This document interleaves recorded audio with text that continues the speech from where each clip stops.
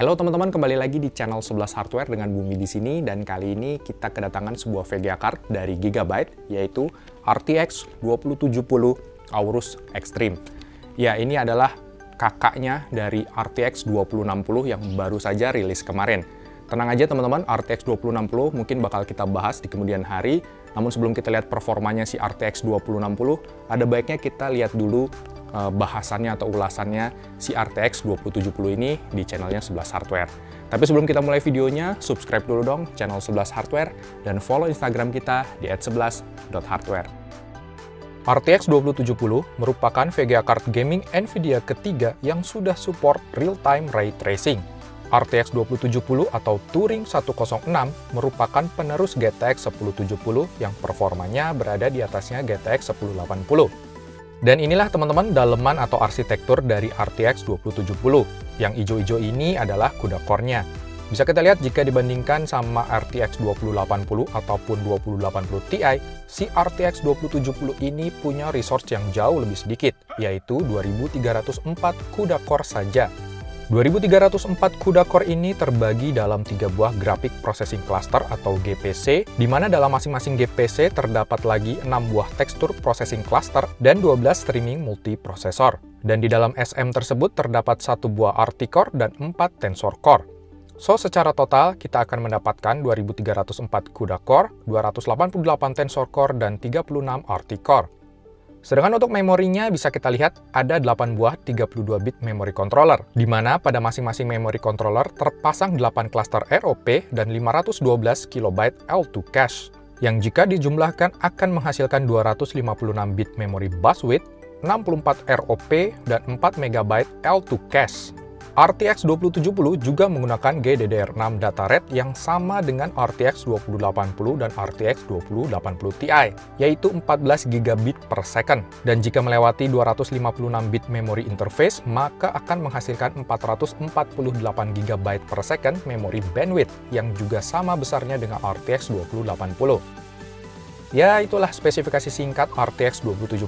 Mari kita beranjak dengan melihat RTX 2070 punyanya Aorus Extreme ini. Namun pertama-tama, mari kita unboxing dulu. RTX 2070 Aorus Extreme ini punya dus yang sangat besar, dan packagingnya ini cukup mewah. Di dalamnya ada brosur-brosur, kartu garansi, dan CD driver.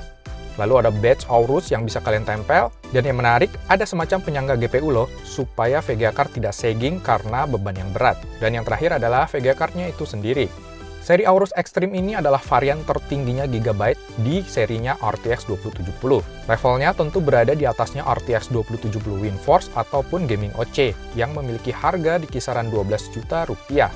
Salah satu keunggulan RTX 2070 Aorus Extreme ini adalah boost clock-nya yang mencapai 1815 MHz atau 95 MHz lebih tinggi dari versi Founders Edition-nya, di mana pada pengujian kami maksimum boost clock-nya bisa mencapai 1935 MHz ketika main game. Kemudian, RTX 2070 Aorus Extreme ini juga punya sistem pendinginan dan kualitas MOSFET yang sangat baik untuk menjaga durabilitas. So, pengguna diharapkan tidak perlu khawatir lagi jika melakukan overclock tambahan pada VGA card ini. Tak hanya itu, kipasnya ini punya nyala-nyala RGB yang asli deh, cakep banget. Banyak banget mode nyala-nyala yang bisa kalian pilih. Sebenarnya VGA card ini akan terlihat lebih kece kalau kita pasang menghadap ke atas dengan menggunakan PCI riser. So, kita bisa pamerin deh tuh nyala-nyala RGB-nya. Namun jika kita pasang dengan posisi yang biasa, juga nggak kalah cakep kok. Gigabyte memberikan lagi nyala-nyala RGB di bagian backplate-nya ini, dan juga pada bagian samping. So, mau dipasang dengan posisi yang bagaimanapun, VGA card ini tetap memberikan nyala-nyala efek RGB yang bagus banget. Untuk I/O-nya, Gigabyte juga memberikan ekstra port HDMI dan DisplayPort. Total ada 3 buah port HDMI, 3 buah DisplayPort, dan 1 buah USB Type-C. So, kalian bisa gunakan setup multi-monitor dan bisa menyesuaikan dengan colokan yang disediakan oleh masing-masing monitor. Lalu untuk dayanya ini, Gigabyte merekomendasikan untuk menggunakan PSU minimal 550 watt. Oke, langsung aja teman-teman kita tes performa dari VGA card ini. Yang pertama kami tes adalah suhunya. Suhu maksimumnya bisa mencapai 72 derajat Celcius saja dengan putaran kipas auto, maksimum di 62%. Suaranya cukup hening dan suhunya bisa lebih dingin lagi jika kalian pakai di ruangan yang ber-AC. Dan sayang banget teman-teman, saya hanya punya GTX 1070 saja dari Inno3D yang bisa dijadikan sebagai VGA card pembanding.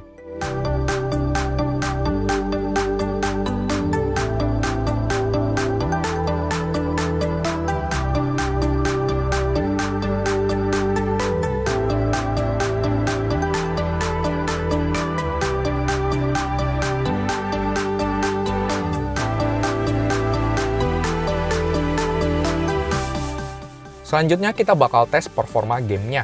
Di game pertama, Shadow of the Tomb Raider, di settingan highest 1440p plus SMAAT x 2, RTX 27 Aorus Extreme ini bisa mendapatkan rata-rata 67 fps, atau unggul cukup jauh sekitar 30% dibandingkan dengan pendahulunya, yaitu GTX 1070.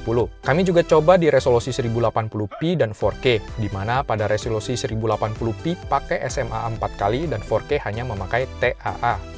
Lalu di game Assassin's Creed Origins, settingan mentok kanan 1440p, RTX 2070 juga mendapatkan FPS yang mengesankan, rata-rata di 69 fps, atau unggul sekitar 26% dari GTX 1070. Dan di resolusi 4K, RTX 2070 juga masih mendapatkan performa yang cukup, yakni 45 fps dan 85 fps untuk 1080p. Kemudian di game Deus Ex Mankind Divided yang sangat berat ini, RTX 2070 mendapatkan average 41,5 fps di resolusi 1440p settingan Ultra plus MSAA, atau unggul sekitar 30% dari pendahulunya GTX 1070. Di 1080p plus MSAA x 2, RTX 2070 mendapatkan performa optimal di 59,9 fps. Dan di 4K tanpa AA, sayang sekali hanya mendapatkan 31,5 fps saja. Yang berikutnya di game The Division, RTX 2070 mendapatkan rata-rata di 54,5 fps pada resolusi 1440p mentok kanan. Lalu di 1080p mendapatkan 79,3 fps dan 43,4 fps di resolusi 4K. Dan yang terakhir kami uji adalah kemampuan ray tracing-nya. Sampai dengan video ini dibuat, baru game Battlefield 5 inilah yang support real-time ray tracing. Kami coba tes di resolusi 1440p pada misi The Last Tiger dengan settingan mentok kanan plus RTX aktif. Bisa kita lihat, RTX 2070 cukup mampu mendapatkan FPS yang playable sebenarnya, yaitu rata-rata 46,1 fps. Namun, kami rekomendasikan untuk pakai resolusi 1920 x 1080 saja untuk performa yang lebih maksimal. Sedangkan untuk 4K, RTX On dan Ultra, nampaknya kelas RTX 2070 belum bisa diandalkan. Kita juga tes jika RTX-nya dinonaktifkan, alhasil RTX 2070 bisa mendapatkan boosting performa yang cukup jauh, hampir sekitar 2 kali lipat di semua resolusi. Selain itu, kami juga coba kemampuan overclocking-nya. Kami menaikkan boost clock-nya plus 100 MHz atau menjadi 1915 MHz dan ternyata masih jalan stabil dan lancar. Oke teman-teman, kesimpulan dari kami, NVIDIA RTX 2070 ini punya peningkatan performa yang cukup menjanjikan dibandingkan pendahulunya GTX 1070. Walau memang tidak sebesar peningkatan performa dari GTX 970 ke GTX 1070 ataupun GTX 770 ke GTX 970, tapi dengan hadirnya real-time ray tracing pada Vega ini, menurut kami hal tersebut merupakan evolusi yang luar biasa. Dan jika kalian mau punya RTX 2070 yang performanya maksimal, maka RTX 2070 dari Aorus Extreme ini sangatlah bisa diandalkan. Atau jika kalian budgetnya agak terbatas, bisa coba yang versi WindForce-nya ataupun Gaming OC-nya yang harganya lebih murah. Demikian video singkat kita mengenai RTX 2070 dari Aorus Extreme ini. Semoga bisa menambah wawasan teman-teman semua. Jangan lupa like dan share videonya, dan subscribe channel 11 Hardware. Follow Instagram kita di @11.hardware. Sampai jumpa lagi di video kami yang berikutnya.